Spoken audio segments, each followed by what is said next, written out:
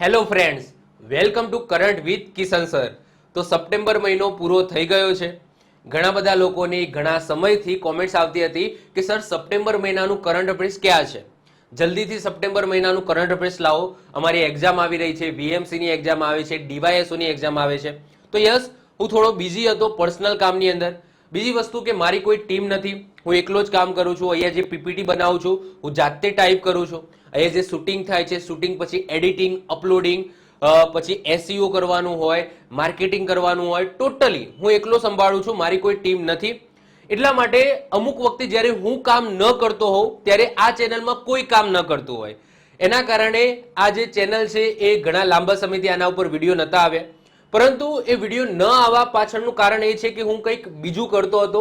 એ તમારા માટે છે, ટૂંક સમયની અંદર તમને ન્યૂઝ મળી જશે. તો તમારા માટે જ કંઈક લાવું છું. ઓકે, એના કારણે અહીંયા થોડું બિઝી હતો, એના કારણે આ બંને ચેનલ છે એમાં લાંબા સમયથી વિડીયો નહોતા આવતા. પરંતુ થોડા સમયમાં તમને ન્યૂઝ મળી જશે કે ભાઈ શું લાવવાનું છું કે શું કરવાનું છું. તો એજ ઓફ નાઉ તો આપણે સપ્ટેમ્બર મહિનાનું કરંટ અફેર્સ જોઈશું. 4 ભાગની અંદર આપણે સપ્ટેમ્બર મહિનાનું કરંટ અફેર્સ પૂરું કરવાનું છે. આજના લેક્ચરમાં આપણે 1 તારીખથી લઈને 7 તારીખ સુધીનું સપ્ટેમ્બર મહિનાનું કરંટ અફેર્સ જોઈશું. તો વિધાઉટ એની ટાઈમ વેસ્ટ શરૂઆત કરી દઈએ છીએ ફટાફટ 1 થી લઈને 7 સપ્ટેમ્બરનું કરંટ અફેર્સ. બીજી વસ્તુ કે વોટ્સઅપની અંદર એક નવું ફીચર્સ આવ્યું છે, વોટ્સઅપ ચેનલ કરીને. તો એની અંદર આપણી ટીચિંગ કિશનની વોટ્સઅપ ચેનલ બની ગઈ છે. ચેનલ અલગ છે, ગ્રુપ અલગ છે. ગ્રુપની અંદર શું હોય છે કે તમે ગ્રુપની અંદર જોઈન્ટ થાવ તો તમારો નંબર છે એ બીજા મેમ્બર જોઈ શકે છે. પરંતુ ચેનલની અંદર એવું નથી હોતું. મતલબ કે તમે ચેનલની અંદર જોઈન્ટ થઈ જાઓ છો તો માત્ર ને માત્ર હું જ મેસેજ કરી શકું છું. બીજી વસ્તુ કે તમારો નંબર છે એ કોઈ બીજા મેમ્બર જોઈ શકશે નહીં. જે રીતના ઇન્સ્ટાગ્રામ છે, પછી ટેલિગ્રામ ચેનલ છે, તો એ ટાઈપનું ફીચર છે વોટ્સઅપ ચેનલ. તમને ડિસ્ક્રિપ્શન ખોલશો તો ડિસ્ક્રિપ્શનની અંદર તમને લિંક મળી જશે, એના ઉપર ક્લિક કરીને તમે વોટ્સઅપ ચેનલની અંદર જોઈન થઈ શકો છો. વોટ્સઅપ ચેનલમાં મારા દ્વારા જે પણ અપડેટ હશે એવું તમને આપતો રહીશ કે કયો વિડીયો મૂકવાનો છું આવતીકાલે, અથવા તો કોઈ મંથનું કોઈ કરંટ અફેર્સ આવવાનું છે તો એના અમુક ઇમેજીસ છે, કંઈક નવી અપડેટ આવી હશે તો એ પણ હું એની અંદર શેર કરીશ. તો તમે વોટ્સઅપ ચેનલની અંદર જોઈન થઈ શકો છો. બાકી પીડીએફ માટે અત્યારે હાલ વોટ્સઅપ ચેનલની અંદર પીડીએફ અપલોડ કરવાનું ફીચર્સ નથી આવ્યું, પરંતુ મને લાગે છે કે ટૂંક સમયમાં આવી જશે. તો જે પીડીએફ છે, જે મટીરિયલ છે એ તમને ક્યાંથી મળશે? તો આપણી જે એપ્લિકેશન છે એની લિંક પણ તમને ડિસ્ક્રિપ્શનમાં મળી જશે. એમાં તમે ફ્રી સ્ટડી મટીરિયલમાં તમે જશો તો ત્યાં તમને કરંટ અફેર્સનો કોર્સ જોવા મળશે. તો એની અંદર એ ફ્રી છે, તો એની અંદર તમને પીડીએફ મળી જશે, કરંટ અફેર્સની જીકેની પીડીએફ પણ ત્યાંથી મળી જશે. સાથે સાથે આપણી ટેલિગ્રામ ચેનલ છે એની અંદરથી પણ તમને આપણી પીડીએફ ને બીજી બધી વસ્તુઓ છે ત્યાંથી મળી જશે. તો શરૂઆત કરીએ છીએ 1 થી લઈને 7 સપ્ટેમ્બર સુધીનું કરંટ અફેર્સ. એમાં સૌથી પહેલો જ ક્વેશ્ચન છે, હાલમાં ભારતના પ્રથમ સૂર્ય મિશનને કયા રોકેટ દ્વારા લોન્ચ કરવામાં આવ્યું? તો આન્સર આવશે PSLV C-57 રોકેટ દ્વારા લોન્ચ કરવામાં આવ્યું છે. તમને ખબર જ છે કે રિસેન્ટલી ઇસરો દ્વારા આપણે એક સૂર્ય મિશન મોકલ્યું છે. જે સૂર્ય મિશનનું નામ છે આદિત્ય L1. હવે આદિત્ય L1 ની અંદર જે અહીંયા આદિત્ય શબ્દ છે એ સૂર્યનો જ પર્યાયવાચી એટલે કે સમાનાર્થી શબ્દ છે. આદિત્ય અને સૂર્ય આ બંનેનો મતલબ એક જ થાય છે, બંનેનો એકબીજાના સમાનાર્થી શબ્દ છે. અને અહીંયા જે L1 લખેલું છે આ L1 નો મતલબ શું થાય? તો L1 નું ફૂલ ફોર્મ થશે Lagrange point 1. Okay, Lagrange point 1. હવે આ L1 પોઈન્ટ એકચ્યુઅલી શું છે તો એ સમજો. તો જો સમજી લો કે આ સૂર્ય છે અને આ પૃથ્વી છે. તો સૂર્યનું પણ પોતાનું ગુરુત્વાકર્ષણ બળ હશે, પૃથ્વીનું પણ પોતાનું ગુરુત્વાકર્ષણ બળ છે. તો સૂર્ય અને પૃથ્વીના વચ્ચે એક એવો પોઈન્ટ આવી જશે, સૂર્ય અને પૃથ્વીની વચ્ચે એક એવો પોઈન્ટ આવી જશે જ્યાં સૂર્ય અને પૃથ્વીનું ગુરુત્વાકર્ષણ બળ છે એ સમાન થઈ જશે. મતલબ કે અહીંયા જે વસ્તુ હશે એ ના સૂર્ય તરફ ખેંચાશે ના પૃથ્વી તરફ ખેંચાશે, એ ત્યાં ને ત્યાં જ રહેશે. તો આવા જે પોઈન્ટ છે, અહીંયા જે એક પોઈન્ટ મળશે એને L1 પોઈન્ટ કહેવામાં આવે છે. આવા 4 પોઈન્ટ તમને જોવા મળશે. એક પૃથ્વીની પાછળ તમને જોવા મળે છે, અને એક અહીંયા જોવા મળે છે, અને એક અહીંયા જોવા મળે છે. તો બેનિફિશિયલી કયો પોઈન્ટ છે? તો આર્યો પોઈન્ટ છે જે પૃથ્વી અને સૂર્યની વચ્ચે છે. તો એટલા માટે આપણે જે આદિત્ય L1 મિશન મોકલ્યું છે તો એમાં જે ઉપકરણો છે એ ક્યાં પ્રક્ષેપિત કરવામાં આવશે? તો આ L1 પોઈન્ટે પ્રક્ષેપિત કરવામાં આવશે. અને L1 પોઈન્ટે રહીને આપણા જે ઉપકરણો, જે 7 કે 8 જેટલા ઉપકરણો આપણે મોકલ્યા છે તો એ અહીંયા રહીને સૂર્યની સ્ટડી કરશે. તો L1 એટલે એવો પોઈન્ટ જ્યાં સૂર્ય અને પૃથ્વીનું ગુરુત્વાકર્ષણ બળ સમાન થઈ જાય છે અને ત્યાં રહેલી વસ્તુ છે એ ના પૃથ્વી તરફ ખેંચાય છે, ના સૂર્ય તરફ ખેંચાય છે. સમજી ગયા? ચલો, લોન્ચ ક્યારે કરવામાં આવ્યું? તો 2 સપ્ટેમ્બર 2023 ના રોજ લોન્ચ કરવામાં આવ્યું છે. પીએસએલવી એનો મતલબ શું થાય છે? આ જે રોકેટમાં અહીંયા પીએસએલવી લખેલું છે એનો મતલબ થાય છે polar satellite launch vehicle. Total કેટલો ખર્ચો થયો આ મિશનની અંદર? તો 378 કરોડનો ખર્ચો થયો છે.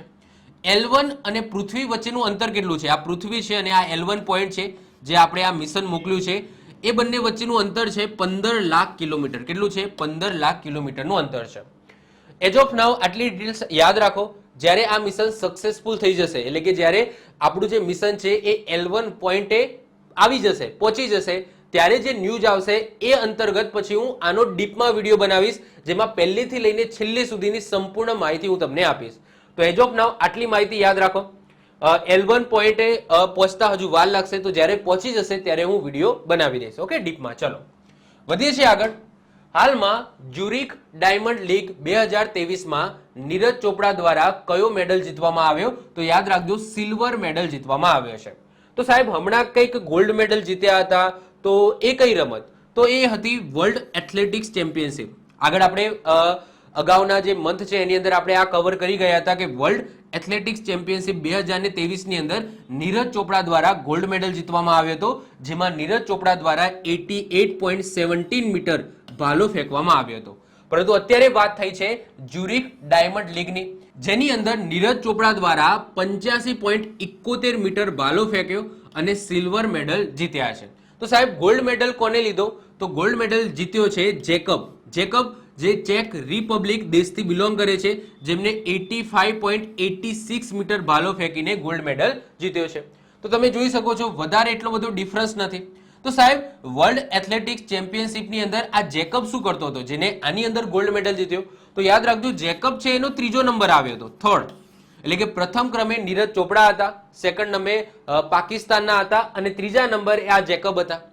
જ્યારે આ જે રમત છે જ્યુરિક ડાયમંડ લીગ, જેની અંદર જેકબ દ્વારા ગોલ્ડ મેડલ જીતવામાં આવે છે. ક્લિયર? અને નીરજ ચોપડાએ સિલ્વર મેડલ જીત્યો છે. જસ્ટ એટલું યાદ રાખીશું. આગળ વાત કરીએ. હાલમાં મિસિસ યુનિવર્સ ઇન્ડિયા 2023 નો કિતાબ કોને જીત્યો? તો માધુરી પટેલે. ઓકે, સોરી, પટેલે દ્વારા જીતવામાં, પટેલ નથી, પટેલે છે. તો મિસિસ યુનિવર્સ ઇન્ડિયા 2023 નો કિતાબ કોને જીતી લીધો છે? તો માધુરી પટેલે દ્વારા જીતી લેવામાં આવ્યો છે. માધુરી પટેલે એ ક્યાંથી બિલોંગ કરે છે? તો મહારાષ્ટ્રના નાગપુરથી બિલોંગ કરે છે. 8મા નંબરનું સંસ્કરણ હતું. જ્યારે મિસ વર્લ્ડ 2023 નું આયોજન યાદ રાખજો ડિસેમ્બર મહિનામાં, એટલે કે આ વર્ષના એન્ડિંગમાં ભારતની અંદર થવાનું છે. આ વેરી ઇમ્પોર્ટન્ટ છે, યાદ રાખજો. મિસ વર્લ્ડ 2023 નું આયોજન ક્યાં થવાનું છે? તો આ વર્ષે ભારતની અંદર થવાનું છે, છેલ્લા મહિનામાં, એટલે કે ડિસેમ્બર મહિનાની અંદર. જસ્ટ યાદ રાખી લો કે મિસિસ યુનિવર્સ ઇન્ડિયા 2023 નો કિતાબ કોને જીત્યો છે? તો માધુરી પટેલે દ્વારા જીતવામાં આવ્યો છે, જે મહારાષ્ટ્ર નાગપુરથી બિલોંગ કરે છે. આગળ વાત કરીએ. હાલમાં ડુરન્ડ કપ 2023 નો કિતાબ કોને જીતી લીધો? તો મોહન બાગાન દ્વારા જીતી લેવામાં આવ્યો છે. હવે મોહન બાગાન એ ટીમનું નામ છે, કોઈ વ્યક્તિ નથી. તો મોહન બાગાન દ્વારા આ ડુરન્ડ કપ જીતી લેવામાં આવે છે. ડુરન્ડ કપ એ એશિયાનો સૌથી જૂનો ફૂટબોલ કપ છે, યાદ રાખજો. એશિયાનો સૌથી જૂનો ફૂટબોલ કપ છે આ ડુરન્ડ કપ. આ વખતે એનું 132મા નંબરનું સંસ્કરણ આયોજિત થયું. ફાઇનલની અંદર મોહન બાગાન દ્વારા કોને હાર આપવામાં આવી? તો ઈસ્ટ બંગાળને હાર આપવામાં આવી. ગોલ્ડન બોલ એવોર્ડ કોને મળ્યો છે? તો નંદકુમાર શેખરને મળ્યો છે. અને ગોલ્ડન ગ્લવ્સ એવોર્ડ કોને મળ્યો છે? તો વિશાલ કૈથને મળ્યો છે. તો જસ્ટ આપણે યાદ રાખીશું કે ડુરન્ડ કપ 2023 કોને જીતી લીધો છે? તો મોહન બાગાન દ્વારા જીતી લેવામાં આવે છે. આ ટીમનું નામ છે. ઓકે, યાદ રાખીશું. આગળ વાત કરીએ. હાલમાં કેન્દ્રીય મંત્રી પિયુષ ગોયલ દ્વારા કઈ જગ્યાએ ભારતના પ્રથમ નાણામંત્રીની પ્રતિમાનું અનાવરણ કર્યું? તો આન્સર આવશે તામિલનાડુ. તો રિસેન્ટલી આપણા દેશના કેન્દ્રીય મંત્રી છે પિયુષ ગોયલ. પિયુષ ગોયલ દ્વારા રિસેન્ટલી આપણા પ્રથમ ભારતના પ્રથમ નાણામંત્રી કોણ હતા? તો આર કે સમમુખ ચેટ્ટી. નામ શું હતું? R K સમમુખ ચેટ્ટી. એમની પ્રતિમાનું અનાવરણ કર્યું છે. કઈ જગ્યાએ કર્યું છે? તો ભારતના તમિલનાડુ રાજ્યની અંદર કર્યું છે. તો તમિલનાડુ જસ્ટ આપણે યાદ રાખીશું. ભારતના પ્રથમ નાણામંત્રી એમની પ્રતિમા, જેમનું નામ શું હતું? R K સમમુખમ ચેટ્ટી. તો એમની પ્રતિમાનું ઉદ્ઘાટન ક્યાં કરવામાં આવ્યું છે? તો તામિલનાડુની અંદર કરવામાં આવ્યું છે. આગળ વાત કરીએ. હાલમાં ભારતે વિશ્વના પ્રથમ એઆઈ સંચાલિત એન્ટી ડ્રોન સિસ્ટમ લોન્ચ કર્યું. એનું નામ શું છે? તો એનું નામ છે ઇન્દ્રજાલ. શું છે? ઇન્દ્રજાલ. નિર્માણ કોને કર્યું છે? તો હૈદરાબાદ બેઝ કંપની છે ગ્રીન રોબોટિક્સ, જેના દ્વારા આ ઇન્દ્રજાલનું નિર્માણ કરવામાં આવ્યું છે. જેનો ઉદ્દેશ્ય શું છે કે ડ્રોન અટેકથી શહેરને બચાવવું. નોટ શહેર, અમુક એરિયાને પણ બચાવી શકાય છે. એક્ઝામ્પલ તરીકે આ કઈ રીતના કામ કરે છે સમજીએ. માની લો કે આપણો ન્યુક્લિયર અહીંયા પ્લાન્ટ છે. ઓકે, કોઈ શહેરની અંદર ન્યુક્લિયર પ્લાન્ટ છે, અથવા તો સમજી લો કોઈ શહેર છે, એને બચાવવું છે ડ્રોનથી. તો શું કરી દેવામાં આવશે? તો એની કોઈ બિલ્ડિંગ છે જે બહુ એરિયા જેને આપણે સુરક્ષિત રાખવો છે, તો એની એક બિલ્ડિંગ ઉપર આ સિસ્ટમ છે ઇન્દ્રજાલ એ લગાવી દેવામાં આવશે. હવે ઇન્દ્રજાલ શું કરશે? તો એની 4000 કિલોમીટરની રેન્જ છે એને સુરક્ષિત કરી નાખશે આ રીતના. જેમ કે તમે અહીંયા જોઈ શકો છો કે અહીંયા કોઈ ઘર છે અથવા તો કોઈ બિલ્ડિંગ છે જેના ઉપર આ ઇન્દ્રજાલ સિસ્ટમ લગાવે છે. તો એનાથી 4000 કેટલું રેન્જ તમે જો 4000 કિલોમીટર રેન્જમાં જો કોઈ ડ્રોન એન્ટર થવાનો પ્રયાસ કરશે તો ત્યાંને ત્યાં ડિસ્ટ્રોય થઈ જશે. તો એવી સરસ મજાની સિસ્ટમ છે એ હૈદરાબાદ કંપની છે ગ્રીન રોબોટિક્સ, જેના દ્વારા બનાવવામાં આવી છે. નામ છે ઇન્દ્રજાલ. તો ઇન્દ્રજાલ શું છે? ડ્રોન અટેકથી શહેરને બચાવવું, અથવા તો કોઈ ન્યુક્લિયર પ્લાન્ટ હોય, અથવા તો સમજી લો કે પ્રેસિડેન્ટનું ઘર હોય, મતલબ કે જે એરિયાને સુરક્ષિત રાખવાનો છે. કારણ કે ન્યુક્લિયર પ્લાન્ટ હોય, હવે સમજી લો ત્યાં ડ્રોનથી અટેક થાય તો ન્યુક્લિયર બ્લાસ્ટ પણ થઈ શકે છે. તો એવી જગ્યાએ કોઈ બિલ્ડિંગમાં અથવા તો એ જગ્યા ઉપર આ રીતના ઇન્દ્રજાલ એ ઇન્સ્ટોલ કરવામાં આવશે, જેના 4000 કિલોમીટરની રેન્જમાં જો કોઈ ડ્રોન એન્ટર થશે તો ત્યાંને ત્યાં એ ડિસ્ટ્રોય થઈ જશે. રેન્જ કેટલી છે યાદ રાખજો, 4000 કિલોમીટરની રેન્જ છે આ ઇન્દ્રજાલની. આગળ વાત કરીએ, હાલમાં રેલવે બોર્ડના નવા અધ્યક્ષ અને સીઈઓ ના રૂપમાં કોને નિયુક્ત કરવામાં આવ્યા છે? તો જયા વર્મા સિંહાને નિયુક્ત કરવામાં આવ્યા છે. હવે કેમ ઇમ્પોર્ટન્ટ છે? કારણ કે રિસેન્ટલી આજે રેલવે બોર્ડના નવા સીઈઓ અને અધ્યક્ષ બન્યા છે જયા વર્મા સિંહા. એ ભારતના પ્રથમ મહિલા અધ્યક્ષ બન્યા છે રેલવે બોર્ડના. એટલા માટે ઇમ્પોર્ટન્ટ છે, યાદ રાખીશું. કોની જગ્યાએ આવ્યા છે? તો અનિલ કુમાર લાહોટીની જગ્યાએ આવ્યા છે. આપણા રેલ મંત્રી કોણ છે? બધાને ખબર જ છે, અશ્વિની વૈષ્ણવ છે. તો જસ્ટ આપણે યાદ રાખીશું કે રિસેન્ટલી રેલવે બોર્ડના નવા અધ્યક્ષ અને સીઈઓ કોણ બન્યા છે? તો જયા વર્મા સિંહા બન્યા છે.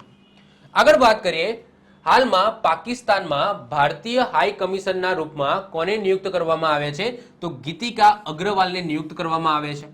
આ પણ એટલા માટે ઇમ્પોર્ટન્ટ છે કે પહેલી વખત કોઈ મહિલાને પાકિસ્તાનની અંદર ભારતના હાઈ કમિશન બનાવવામાં આવ્યા છે. એટલા માટે આ ક્વેશ્ચન ઇમ્પોર્ટન્ટ થઈ જાય છે.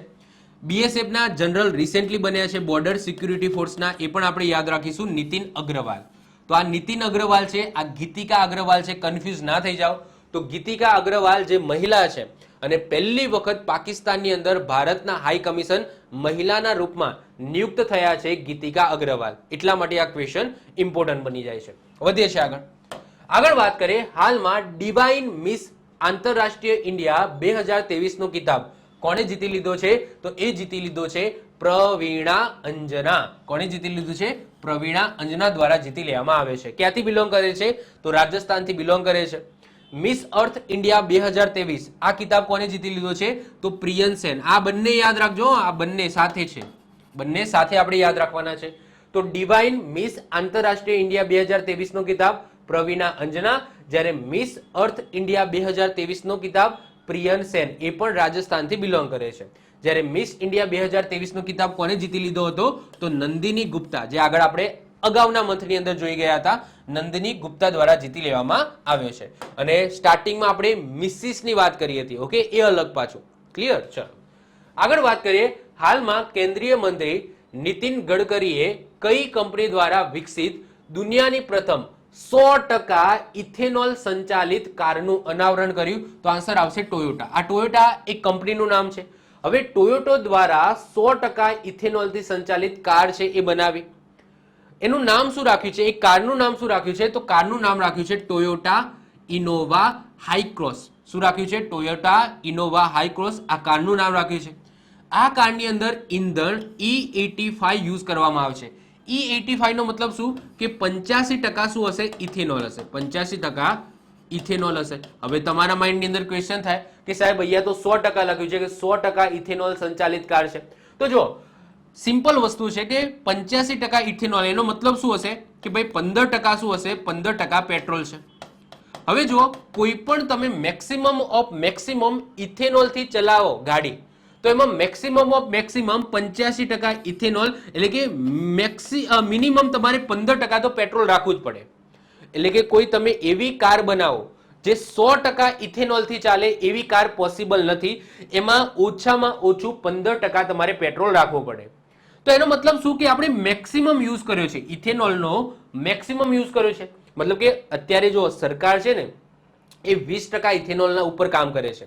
અત્યારે સરકાર 20% ઇથેનોલ ઉપર કામ કરે છે, જ્યારે આ જે કાર છે એમાં 85% ઇથેનોલ હશે અને 15% પેટ્રોલ હશે. હવે ઇથેનોલ શેનાથી બને છે? તો શેરડીના કૂચા છે, પછી ઘાસપૂસ છે, એમાંથી બને છે. એ અલગ વસ્તુ છે, એ મેં આગળ સમજાવેલી છે. તો જો 85% ઇથેનોલ, એનો મતલબ શું કે 100%, એટલે કે આનાથી પછી વધારે કન્ઝપ્શન વાળું કોઈ કાર બની જ ના શકે. આ 100% આપણે ઇથેનોલનો યુઝ કર્યો, મતલબ કે ઓછામાં ઓછું 15% તો પેટ્રોલ આપણે રાખવું જ પડે. એટલે કે આ એ ભાવાર્થની અંદર 100% ઇથેનોલ લખેલો છે. ખ્યાલ આવ્યો? તો આઈ હોપ સો તમે ખ્યાલ આવી ગયો હશે કે હું શું કહેવા માંગુ છું. મતલબ કે તમે મેક્સિમમ ઓફ મેક્સિમમ ઇથેનોલ થી સંચાલિત કાર બનાવો તો એમાં 15% તો તમારે પેટ્રોલ રાખવું પડે. તમારે મેક્સિમમ ઓફ મેક્સિમમ તમે 85% ઇથેનોલ રાખી શકો છો.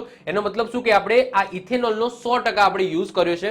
તો એ ભાવાર્થની અંદર એ 100% ઇથેનોલ સંચાલિત કાર લખેલી છે. કારનું નામ શું યાદ રાખીશું? તો ટોયોટા ઇનોવા હાઈક્રોસ આપણે યાદ રાખીશું. ચલો વધીએ આગળ વાત કરીએ. હાલમાં વુમન્સ એશિયન હોકીનો ખિતાબ કોને જીતી લીધો છે? તો ભારત દ્વારા જીતી લેવામાં આવ્યો છે. આનું આયોજન ઓમાનમાં થયું હતું અને ફાઇનલમાં ભારતે કોને હાર આપી? તો થાઈલેન્ડને હાર આપી. તો જસ્ટ સિમ્પલ યાદ રાખી લો, વુમન્સ એશિયન હોકીનો ખિતાબ કોને જીતી લીધો છે? તો ભારત દ્વારા જીતી લેવામાં આવ્યો છે. આગળ વાત કરીએ, ભારત કોની મદદથી દિલ્હીમાં જળવાયુ પરિવર્તન અને સ્વાસ્થ્ય કેન્દ્રની સ્થાપના કરશે? તો આન્સર આવશે એડીબી. એડીબી નો મતલબ શું થાય? Asian development bank. તો ભારત છે એ એશિયન ડેવલપમેન્ટ બેંકની મદદથી જળવાયુ પરિવર્તન અને સ્વાસ્થ્ય કેન્દ્રની સ્થાપના કરશે. કઈ જગ્યાએ? દિલ્હીની અંદર. એડીબીની વાત કરીએ તો એડીબીની સ્થાપના 1966માં થઈ હતી, જેનું હેડક્વાર્ટર તમને ફિલિપાઇન્સના મનીલાની અંદર જોવા મળશે. વધીએ છે આગળ. હાલમાં કોણે નભ મિત્ર નામથી એક ઉપકરણ તૈયાર કર્યું? તો આન્સર આવશે ઈસરો. તો રિસેન્ટલી ઈસરો દ્વારા એક ઉપકરણ તૈયાર કરવામાં આવ્યું છે જેનું નામ છે નભ મિત્ર. હવે આ નભ મિત્ર એકચ્યુઅલી શું છે, એનો ઉદ્દેશ્ય શું છે? તો હાલમાં અમદાવાદ સ્થિત ઈસરો કેન્દ્રએ નભ મિત્ર નામનું ઉપકરણ તૈયાર કર્યું, જેનું ટેસ્ટિંગ ક્યાં થયું? તો એનું ટેસ્ટિંગ છે એ કેરળની અંદર થયું છે. તો આનો ઉદ્દેશ્ય એ છે કે માછીમારોને સેટેલાઇટના માધ્યમથી ઓફિસર સાથે કમ્યુનિકેટ કરી આપવું. જો કે જે કેન્દ્ર હશે ત્યાં ઓફિસર બેઠેલો હશે, જે સ્પેશિયલી જે માછીમારો જે દરિયાની અંદર જાય છે માછલી પકડવા કે ટ્રેડિંગ કરવા માટે, તો એમને રાહ બતાવે. હવે ઓબ્વિયસલી કે દરિયાની અંદર તો કોઈ ટાવર છે નહીં, તો એમને જે પણ કમ્યુનિકેટ કરવું હોય તો એ સેટેલાઇટના માધ્યમથી જ કરી શકશે. ત્યાં મોબાઈલ કે બધું ચાલવાનું નથી, કારણ કે દરિયાની અંદર કોઈ ટાવર નથી. તો અહીંયા એક કહેવાય કે ટેકનોલોજી તમે કહી શકો એવી વિકસિત કરવામાં આવી છે ઈસરો દ્વારા, જેમાં માછીમારોની જે શિપ છે, શિપ કહી દો, બોટ કહી દો, નાવડી કહી દો, જે પણ કહો, તો ત્યાં એક ડિવાઇસ છે એ ઇન્સ્ટોલ કરવામાં આવશે.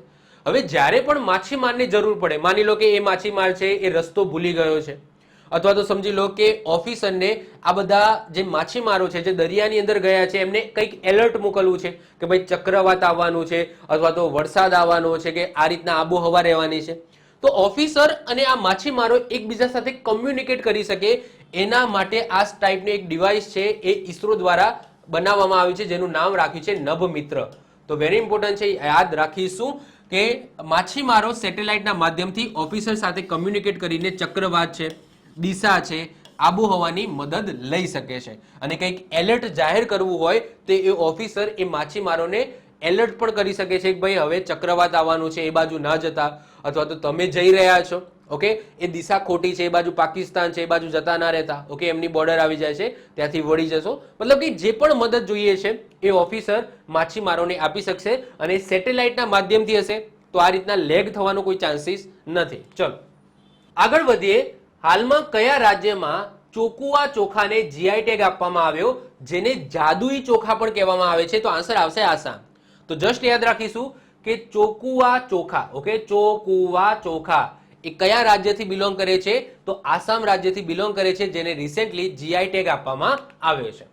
આગળ વાત કરીએ, કયો દેશ ઓક્ટોબર 2023માં ગ્લોબલ ઇન્ડિયા એઆઈ એટલે કે આર્ટિફિશિયલ ઇન્ટેલિજન્સ 2023 સંમેલનની મેજબાની કરશે એટલે કે હોસ્ટ કરશે? તો આન્સર આવશે ભારત.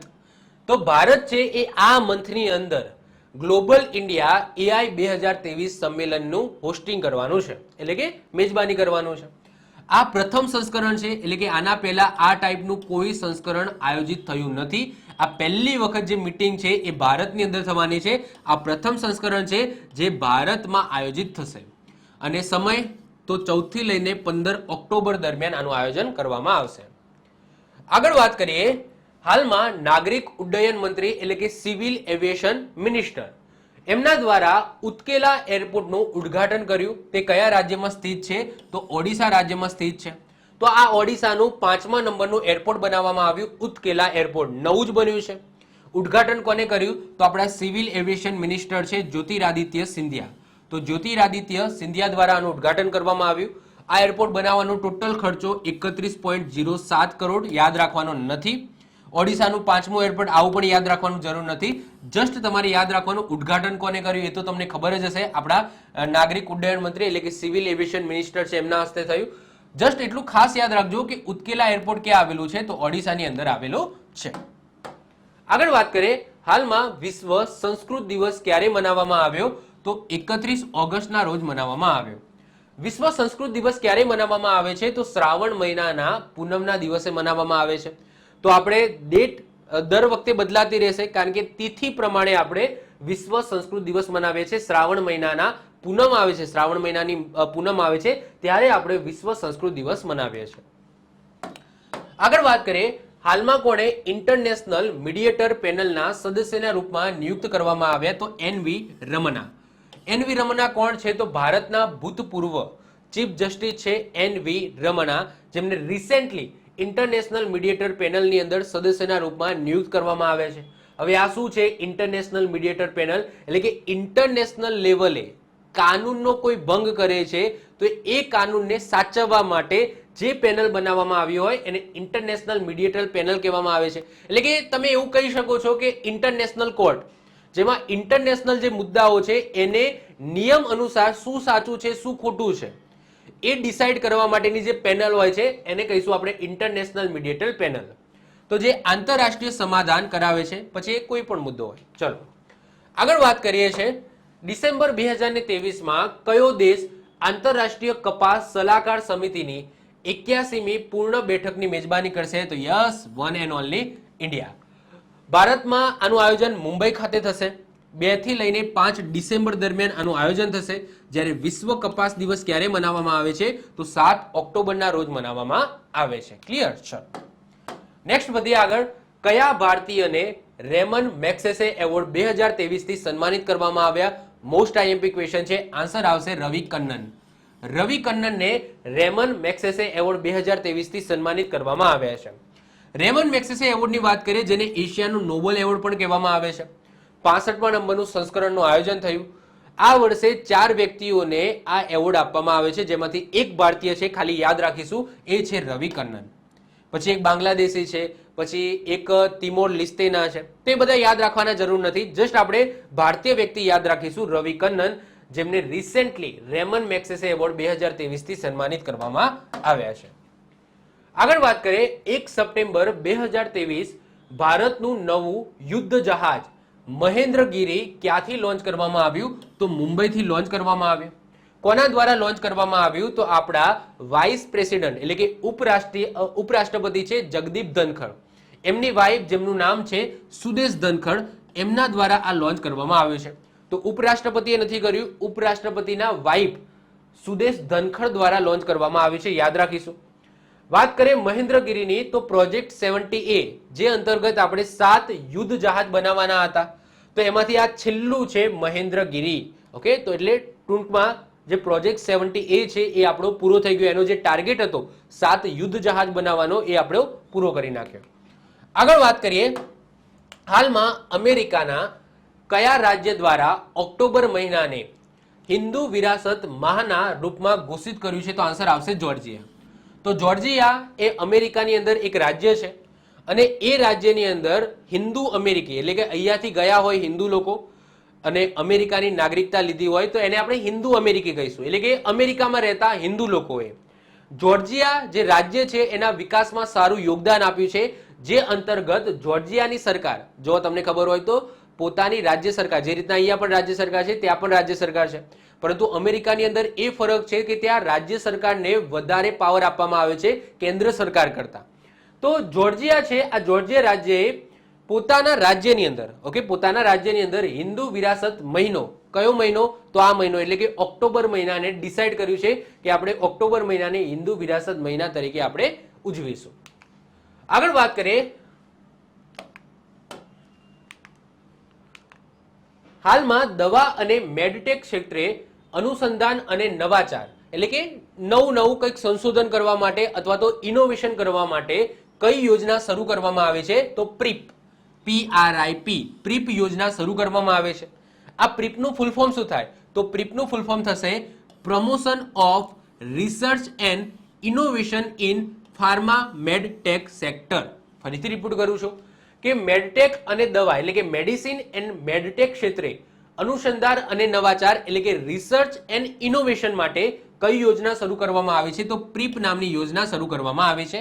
એનું ફૂલ ફોર્મ એક્ઝામની અંદર પૂછાઈ શકે છે, promotion of research and innovation in pharma medtech sector. Clear? ચલો આગળ વાત કરીએ, હાલમાં કયા રાજ્યના ભદ્રવાહ રાજમા, અહીંયા જોઈ શકો છો રાજમા ચાવલ, ઓકે, ઉત્તર બાજુ તમે જાઓ તો ત્યાં રાજમા ચાવલ બહુ ચાલે છે, સિમલા, મનાલી એ બાજુ તમે જાઓ તો ત્યાં દાળ ભાત ના હોય, ત્યાં રાજમા અને ચાવલ, ઓકે, તો દાળની જગ્યાએ ત્યાં રાજમા બને છે.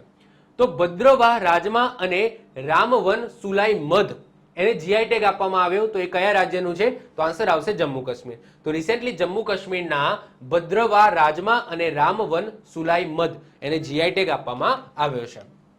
આગળ વાત કરીએ, હાલમાં ભારતીય ફિલ્મ અને ટેલિવિઝન સંસ્થા પુણે એના નવા અધ્યક્ષ કોને બનાવવામાં આવે છે? તો આર માધવનને બનાવવામાં આવે છે. આર માધવન બધા ઓળખતા જ હશો, એક્ટર છે. એમની રિસેન્ટલી એક ફિલ્મ આવી હતી રોકેટરી, જોવા જેવી છે, જે ઈસરોના સાયન્ટિસ્ટ ઉપર બેઝ છે, તો જોવા જેવી છે. તો ટાઈમ મળે તો જોજો, આમની સરસ મજાની ફિલ્મ છે રોકેટરી કરીને. તો રિસેન્ટલી ભારતીય ફિલ્મ અને ટેલિવિઝન સંસ્થા પુણેના નવા અધ્યક્ષ કોણ બન્યા છે? આર માધવન બન્યા છે. આગળ વાત કરીએ, હાલમાં કોણે બ્રિક્સ ફોરમમાં વર્લ્ડ ઇનોવેશન એવોર્ડથી સન્માનિત કરવામાં આવ્યા? તો શાંતા ઠોટમ, શાંતા ઠોટમને સન્માનિત કરવામાં આવ્યા. શાંતા ઠોટમ કોણ છે? તો તેલંગાણાના નવાચાર એટલે કે ઇનોવેટિવ ઓફિસર અથવા તો નવાચાર અધિકારી છે. આનું આયોજન ક્યાં થયું હતું? તો મોસ્કોની અંદર થયું હતું. તો જસ્ટ એટલું યાદ રાખીશું કે રિસેન્ટલી બ્રિક્સ ફોરમમાં વર્લ્ડ ઇનોવેશન એવોર્ડથી કોને સન્માનિત કરવામાં આવે છે? તો ભારતના શાંતા ઠોટમને સન્માનિત કરવામાં આવ્યા છે. આગળ વાત કરીએ, હાલમાં શિક્ષા મંત્રી દ્વારા launch comic book let's move ફોરવર્ડનો પ્રાથમિક ઉદ્દેશ્ય શું છે? તો એનો મેન એટલે કે પ્રાથમિક ઉદ્દેશ્ય એ છે કે promote good health and overall wellbeing. ફરીથી રિપીટ કરું છું કે રિસેન્ટલી આપણા જે એજ્યુકેશન મિનિસ્ટર દ્વારા લોન્ચ કરવામાં આવી એક કોમિક બુક, કોમિક બુકનું નામ છે લેટ્સ મૂવ ફોરવર્ડ.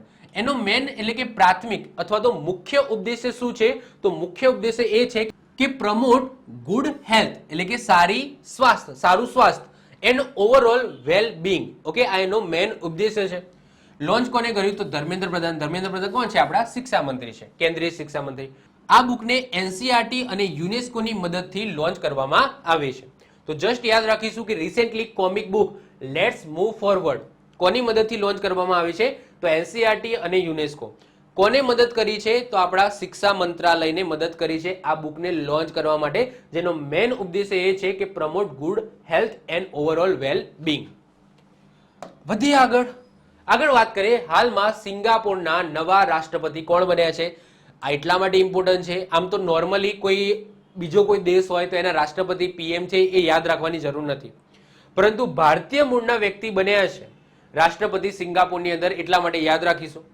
એમનું નામ છે થર્મન ષણમુગરત્નમ. ઓકે, થર્મન ષણમુગરત્નમ એમનું નામ છે, જે રિસેન્ટલી રાષ્ટ્રપતિ બન્યા છે સિંગાપોરના, જે ભારતીય મૂળના છે. એટલા માટે આપણે યાદ રાખીશું, કારણ કે પાછળ અમુક એવી બે એક્ઝામો ગઈ જેની અંદર આ ટાઈપના ભારતીય મૂળના વ્યક્તિમાંથી સારા એવા ક્વેશ્ચનો પૂછાયા હતા. તો આના ઉપર મેં એક ડેડિકેટેડ વિડીયો પણ બનાવેલો છે. તો આ નવા છે, આ એની અંદર એડ કરી નાખજો. અને જરૂર પડશે તો જ્યારે એક્ઝામ આવશે ત્યારે ફરીથી આ ટાઈપના ભારતીય મૂળના કોઈ વ્યક્તિઓ જે વિદેશની અંદર કોઈ સારી એવી પોઝિશન ઉપર હોય, રાષ્ટ્રપતિ હોય, ઉપરાષ્ટ્રપતિ હોય કે કોઈ મંત્રી પદ ઉપર હોય તો એ આપણે જોઈ લઈશું. ઓકે, એ વખતે જ્યારે એક્ઝામ આવશે એ વખતે. ચલો વધીએ આગળ વાત કરીએ. હાલમાં PIB એટલે કે પ્રેસ સૂચના બ્યુરોના પ્રધાન મહાનિર્દેશકના રૂપમાં કોને નિયુક્ત કરવામાં આવ્યા? તો મનીષ દેસાઈને નિયુક્ત કરવામાં આવ્યા છે. તો સિમ્પલ યાદ રાખીશું કે મનીષ દેસાઈ જે રિસેન્ટલી PIB એટલે કે પ્રેસ સૂચના બ્યુરોના મહાનિર્દેશકના રૂપમાં નિયુક્ત થયા છે. આગળ વાત કરીએ. હાલમાં કોણે પુરુષ હોકી 5S એશિયા કપ 2023 જીતી લીધી? તો યસ, ભારત દ્વારા જીતી લેવામાં આવી છે. જેનું આયોજન ક્યાં થયું હતું? તો એનું આયોજન ઓમાનની અંદર થયું હતું. આ પણ આપણે યાદ રાખીશું. વધીએ આગળ. હાલમાં આધાર લિંક જન્મ નોંધણી શરૂ કરનાર પ્રથમ પૂર્વોત્તર રાજ્ય કયું બન્યું છે? તો નાગાલેન્ડ. જો ભારતનું પ્રથમ નથી બન્યું, પરંતુ જે પૂર્વોત્તર રાજ્ય છે એની અંદર પહેલું રાજ્ય બન્યું છે નાગાલેન્ડ, જેને શું કર્યું? આધાર અને જન્મ નોંધણી આ બંનેને લિંક કરી નાખ્યું. એટલે કે બાળકનો જન્મ થાય છે અને આધાર, આ બંનેના જે ડેટા છે એને લિંક કરવામાં આવે છે. જેનાથી શું થશે? એનાથી એ વસ્તુ થશે કે જ્યારે પણ બાળક જન્મે છે તો બાળક રિલેટેડ કોઈ યોજના હશે તો એ યોજનાના લાભાર્થી કેટલા છે એ ખ્યાલ આવશે. ખ્યાલ આવે છે? શું કરવામાં આવ્યું કે જેવું બાળકનો જન્મ થશે તો એ બાળકના જન્મને આધાર સાથે લિંક કરી નાખ્યું. કારણ કે આધાર કાર્ડ છે એ નાના 6 મહિનાનું બાળક હોય એનું પણ નીકળે, 2 મહિનાનું બાળક હોય એનું પણ તમે કાઢી શકો છો. તો એનાથી શું થશે કે જેટલા આધાર કાર્ડ બનશે એટલા સરકાર પાસે ડેટા હશે અને એ આધાર કાર્ડના ડેટા અનુસાર એમને ખ્યાલ આવશે કે આટલા બાળકો છે, એનો મતલબ કે આ યોજનાના લાભાર્થી આટલા છે. તો આવું સરસ મજાની કામ પૂર્વોત્તર રાજ્યમાં પહેલું કોને કર્યું છે? તો નાગાલેન્ડ રાજ્ય દ્વારા કરવામાં આવ્યું છે, જેમાં જન્મ નોંધણી અને આધાર કાર્ડને લિંક કરવામાં આવ્યું છે. આગળ વાત કરીએ. હાલમાં કેન્દ્ર સરકારે એક રાષ્ટ્ર એક ચૂંટણીની સંભાવના ચકાસવા કોની અધ્યક્ષતામાં સમિતિનું ગઠન કર્યું છે? તો રામનાથ કોવિંદ. રામનાથ કોવિંદ બધાને ખબર જ છે કોણ છે? તો આપણા પૂર્વ રાષ્ટ્રપતિ છે રામનાથ કોવિંદ. તો રામનાથ કોવિંદની અધ્યક્ષતામાં એક સમિતિ બનાવવામાં આવી છે અને એ સમિતિનું કામ શું છે કે આ મુદ્દો છે એક રાષ્ટ્ર એક ચૂંટણી, એની સંભાવનાની ચકાસણી કરવી. હવે આ એક રાષ્ટ્ર એક ચૂંટણી શું છે? હવે તમે જોવો છો કે ભાઈ લોકસભાની ચૂંટણી આવે, પછી રાજ્યમાં વિધાનસભાની ચૂંટણી આવે. તો નોર્મલી શું હોય છે કે દર 5 વર્ષે લોકસભાની ચૂંટણી આવે છે અને દર 5 વર્ષે વિધાનસભાની પણ ચૂંટણી આવે છે. તો થાય છે શું કે પહેલા લોકસભાની ચૂંટણી આવે, પછી અલગ અલગ રાજ્યોની અંદર વિધાનસભાની ચૂંટણી આવે. તો આપણો જે દેશ છે ને એમાં 24 કલાક એટલે કે કન્ટિન્યુઅસલી ચૂંટણીની અંદર જ હોય છે. મતલબ કે કોઈક એક વર્ષની અંદર કોઈ એક રાજ્યની તો ચૂંટણી તમને જોવા મળશે ને મળશે. કારણ કે હવે જો થાય છે એવું કે પહેલા હતું જ્યારે આપણો દેશની શરૂઆત થઈ, શરૂઆત ધેટ્સ મીન્સ કે 1947 ની અંદર જ્યારે દેશ છે એનું આખું બંધારણ બની ગયું તો એ વખતે એક સાથે ચૂંટણી હતી. પરંતુ નિયમ એવો હતો કે જો સમજી લો લોકસભા ભંગ થઈ ગઈ તો એ વખતે પછી નવી ચૂંટણી થાય. તો આ રીતના જે ચૂંટણી છે એ પ્લસ માઇનસ થઈ ગઈ, મતલબ કે આગળ પાછળ થઈ ગઈ, એક સાથે હવે નથી થતી. અત્યારે ગુજરાતની ચૂંટણી હોય તો બીજા રાજ્યમાં કોઈ ચૂંટણી ના હોય.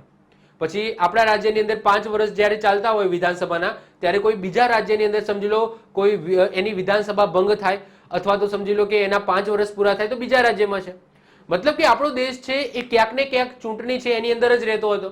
તો એવો વિચાર છે નરેન્દ્રભાઈ મોદી અને એમની સરકારનો એવો વિચાર છે કે આપણે એક રાષ્ટ્ર એક ચૂંટણી કરીએ.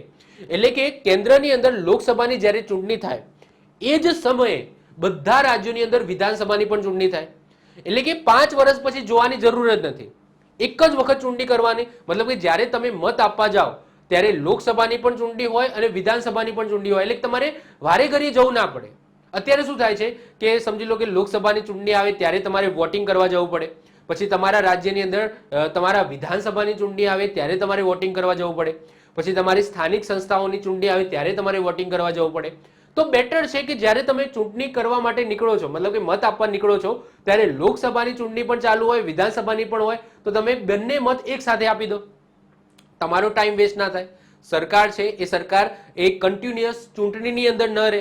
ઓકે, એક વખત ચૂંટણી થઈ જાય પછી 5 વર્ષ પછી ચૂંટણી સામું જોવાનું રહે, 5 વર્ષ સુધી પછી બધી સરકાર શાંતિથી કામ કરે, પછી એ રાજ્ય સરકાર હોય કે કેન્દ્ર સરકાર હોય. તો આની સંભાવના કેટલી છે કે મતલબ કે આવું પોસિબલ છે કે નહીં? આવું જો પોસિબલ તો છે જ, કારણ કે જ્યારે આપણે 1947 પછી દેશ આઝાદ થયા પછી જ્યારે આપણું 1950માં બંધારણ બની ગયું તો સ્ટાર્ટિંગમાં એવું જ હતું, પોઝિશન એ જ હતી કે બધા રાજ્યોની અને લોકસભાની ચૂંટણી સાથે થતી હતી, પરંતુ ધીમે ધીમે પછી આગળ પાછળ થઈ ગયું છે. તો એને ફરીથી કન્ટિન્યુઅસ કરવા માટે જરૂર પડે તો બંધારણની અંદર કંઈક થોડા સુધારા વધારા કરીને આપણે ફરીથી જે નિયમ છે કે ભાઈ એક સાથે જ બધાની ચૂંટણી કરાવી દેવી, તો એના ઉપર વિચાર વિમર્શ કરવા માટે એક સમિતિ બનાવવામાં આવી છે જેમાં અધ્યક્ષ રાખવામાં આવે છે રામનાથ કોવિંદને. ક્લિયર? ચલો વધી આગળ વાત કરીએ. હાલમાં ખુફિયા માહિતી ભેગી કરવા માટે એઆઈ આધારિત એટલે કે આર્ટિફિશિયલ ઇન્ટેલિજન્સ આધારિત ઓરોન વિમાન તમે અહીંયા જોઈ શકો છો. કોણે લોન્ચ કર્યું? તો ઇઝરાયલ દ્વારા લોન્ચ કરવામાં આવ્યું છે.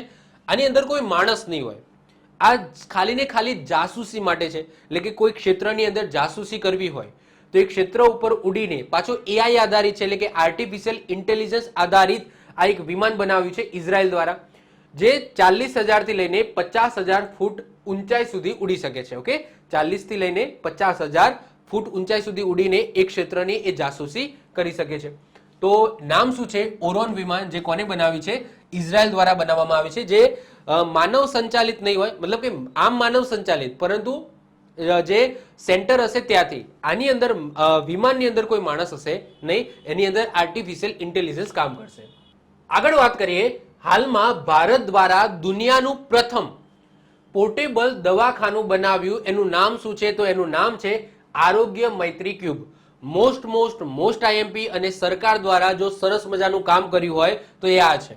મતલબ કે અમુક એવા ક્ષેત્રો જ્યાં સમજી લો આઈસીયુ છે, ઓપરેશન થિયેટર, એની સુવિધા ન હોય, કોઈ છેવાડાનું કોઈ ગામ હોય, છેવાડાનું ક્ષેત્ર હોય, જ્યાં સમજી લો કે ભૂકંપ આવતો હોય અથવા તો ત્યાં સારા પ્રમાણમાં સારી ક્વોલિટીના દવાખાનાની જરૂર હોય, પરંતુ એના લોકેશનના કારણે ત્યાં સમજી લો દવાખાનું બનાવવું એ પોસિબલ ન હોય, તો એવા ક્ષેત્રની અંદર આ સરસ મજાનું કામ કરશે આરોગ્ય મૈત્રી ક્યુબ.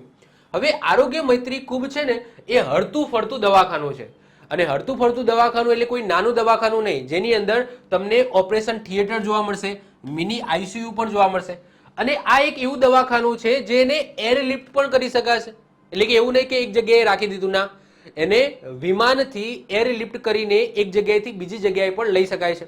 એટલે કે સમજી લો કે કાલ ઉઠીને કોઈક જગ્યાએ ભૂકંપ આવે છે અને એ ભૂકંપની અંદર માની લો કે હોસ્પિટલ છે, એ હોસ્પિટલ જ નષ્ટ થઈ ગઈ અથવા તો હોસ્પિટલ જ પડી ગઈ, તો એ ક્ષેત્રમાં સમજી લો કે કોઈને દવાખાનાની જરૂર હોય તો એવા સમયે આ ટાઈપનું જો પોર્ટેબલ દવાખાનું હોય તો ત્યાં લઈ જઈ શકાશે અને ત્યાંની જે લોકો છે, જે ભૂકંપગ્રસ્ત લોકો છે, એની સારવાર થઈ શકશે. તો યાદ રાખીશું કે ભારત દ્વારા બનાવવામાં આવ્યું છે દુનિયાનું પ્રથમ પોર્ટેબલ દવાખાનું, જેનું નામ છે આરોગ્ય મૈત્રી ક્યુબ, જેને એરલિફ્ટ કરીને એક સ્થાનેથી બીજા સ્થાને પણ લઈ જવામાં આવશે. ઓપરેશન થિયેટર હશે, મિની આઈસીયુ અને બીજી ઘણી બધી સુવિધાઓ આની અંદર તમને જોવા મળશે. નેક્સ્ટ વાત કરીએ. હાલમાં કયા રાજ્ય સરકાર દ્વારા સરકારી નોકરીમાં મહિલા આરક્ષણને વધારીને 35% કર્યું છે? તો આન્સર આવશે મધ્યપ્રદેશ.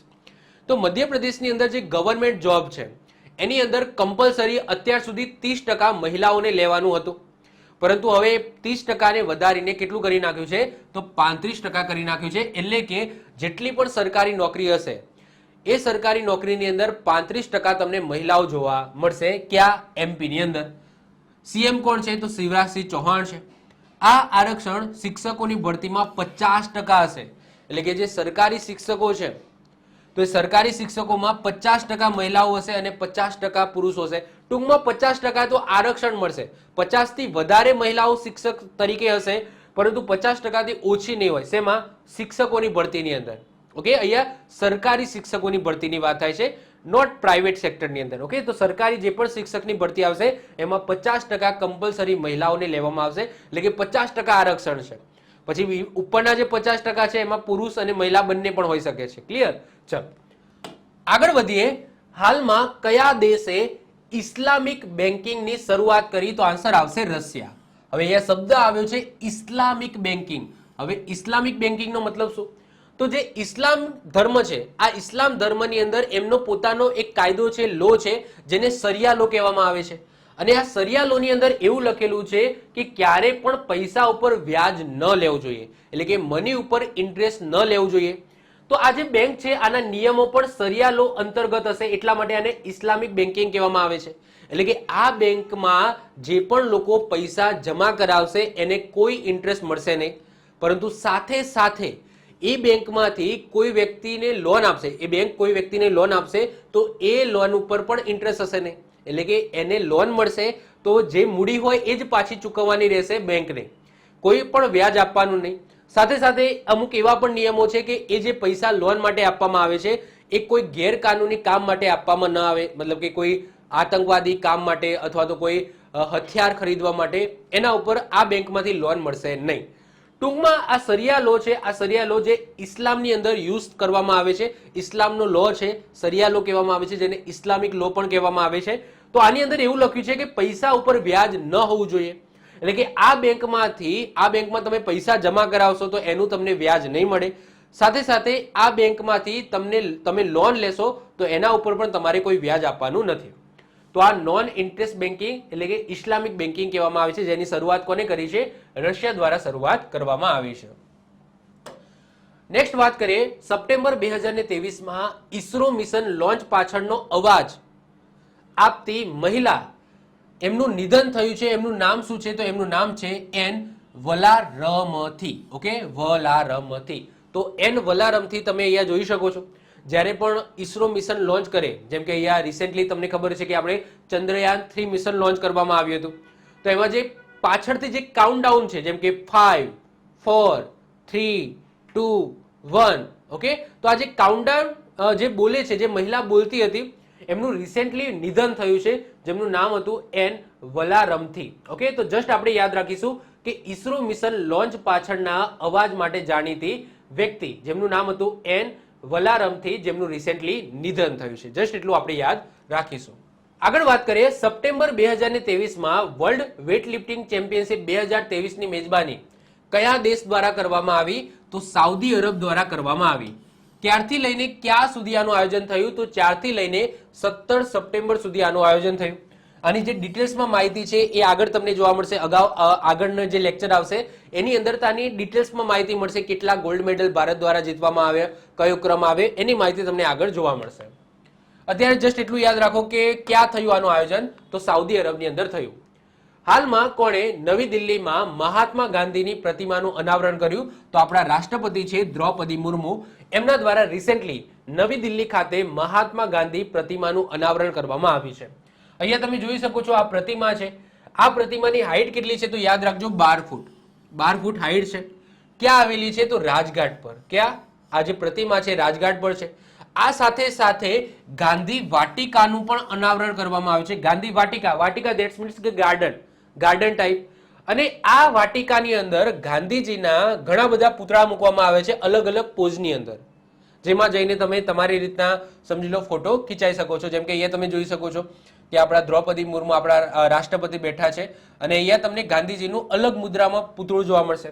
અને જે મેન પૂતળું છે એ આ છે, મેન પ્રતિમા છે એ આ છે, જે 12 ફૂટ ઊંચી છે. આ મુખ્ય છે. આ સિવાય તમને આ ગાર્ડનની અંદર નાની નાની અલગ અલગ મુદ્રામાં ગાંધીજીની તમને પ્રતિમા જોવા મળશે. તો જસ્ટ એટલું યાદ રાખો કે રિસેન્ટલી નવી દિલ્હીમાં મહાત્મા ગાંધી પ્રતિમાનું અનાવરણ કરવામાં આવ્યું. એ પ્રતિમાની હાઈટ 12 ફૂટ છે. અનાવરણ કોને કર્યું છે? તો રાષ્ટ્રપતિ દ્રૌપદી મુર્મુ દ્વારા કરવામાં આવ્યું છે. નેક્સ્ટ વાત કરીએ, હાલમાં કોને ડાયાબિટોલોજિસ્ટ ઓફ ધ યર 2023 થી સન્માનિત કરવામાં આવ્યા? તો ડોક્ટર નવનીત અગ્રવાલને સન્માનિત કરવામાં આવ્યા છે. તો જસ્ટ સિમ્પલ એક લાઈનમાં યાદ રાખીશું કે ડાયાબિટોલોજિસ્ટ ઓફ ધ યર 2023 થી કોને સન્માનિત કરવામાં આવે છે? ડોક્ટર નવનીત અગ્રવાલને સન્માનિત કરવામાં આવ્યા છે. સપ્ટેમ્બર 2023માં 43માં આસિયાન શિખર સંમેલન 2023 નું આયોજન ક્યાં કરવામાં આવ્યું? તો ઇન્ડોનેશિયાની અંદર કરવામાં આવ્યું. ક્યારથી લઈને ક્યાં સુધી આનું આયોજન થયું? તો 5 થી લઈને 7 સપ્ટેમ્બર સુધી આનું આયોજન થયું. વાત કરીએ ક્યાં? તો ઇન્ડોનેશિયાના જકાર્તાની અંદર આસિયાન શિખર સંમેલનનું આયોજન થયું. જકાર્તાની અંદર જ આસિયાનનું શું આવેલું છે? તો હેડક્વાર્ટર આવેલું છે. એ પણ તમને ખબર હોવી જોઈએ. ક્લિયર? ચાલો, બીજી વસ્તુ કે ઇન્ડોનેશિયાએ પોતાની રાજધાની ચેન્જ કરી. અત્યાર સુધી જકાર્તા જ હતી, પરંતુ હવે થઈ ગઈ છે નુરસંતાર. યાદ રાખજો, નુરસંતારા થઈ ગઈ છે. નેક્સ્ટ વાત કરીએ, હાલમાં કયા રાજ્ય દ્વારા સંબલ યોજના શરૂ કરી? તો આન્સર આવશે હિમાચલ પ્રદેશ. હવે આ શું છે સંબલ યોજના? તો સંબલ યોજના અંતર્ગત દિવ્યાંગ બાળકો એટલે કે જે કંઈક ના કંઈક ડિસેબિલિટી ધરાવતા હોય એટલે કે અપંગ બાળકો, દિવ્યાંગ બાળકો છે, એમને દિવ્યાંગતા દૂર કરવા માટે જરૂરી ઉપકરણો, જેમ કે સમજી લો વ્હીલચેર હોઈ શકે છે, અથવા તો કોઈને દેખાતું નથી તો એને બ્રેન લિપી કે જે પણ હોય, મતલબ કે જે પણ દિવ્યાંગ એને જે પણ ડિસેબિલિટી હોય તો એના આધાર ઉપર ફ્રીમાં ઉપકરણો આપીને એમને સશક્ત બનાવવામાં આવશે. તો આ યોજના હિમાચલ પ્રદેશની છે. યોજનાનું નામ છે સંબલ યોજના. નેક્સ્ટ વાત કરીએ, હાલમાં કોણે વીજી પટેલ મેમોરિયલ એવોર્ડ 2023 થી સન્માનિત કરવામાં આવ્યા? તો આન્સર આવશે સત્યજીત મજુમદાર.